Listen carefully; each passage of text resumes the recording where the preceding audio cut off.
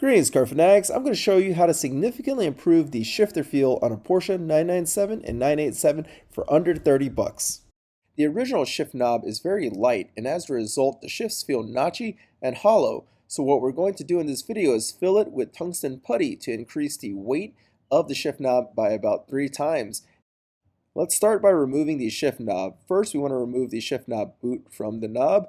You want to just twist the top of the shift knob boot and then pull it down. And then you can remove the shift knob simply by pulling it up. But it's on there tight, so be careful when you're pulling up not to hit yourself in the face or hit a part of your car with the shift knob while you're removing it.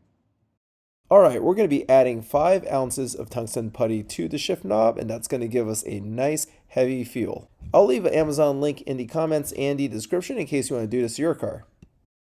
Let's start by prying off the cap so we can disassemble the shift knob. And as you can see, that's hollow. Let's remove these Torx T8 screws. With the Torx screws removed, we can just slide this part down. And you can see how hollow this shift knob is. So we're going to take the putty and we're going to fill all the voids to give this a more solid and heavy feel. Stick our tungsten putty out.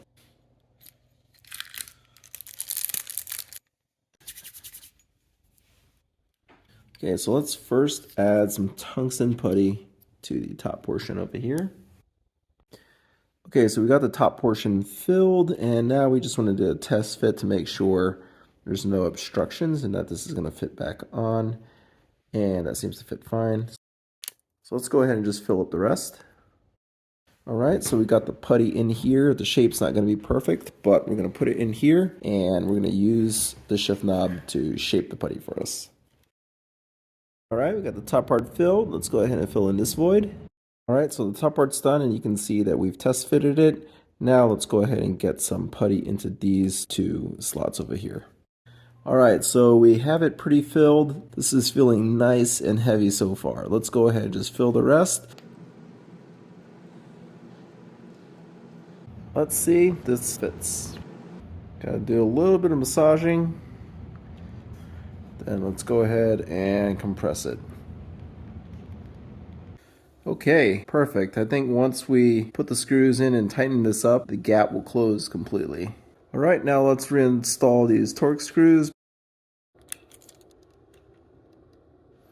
Alright, and look at that.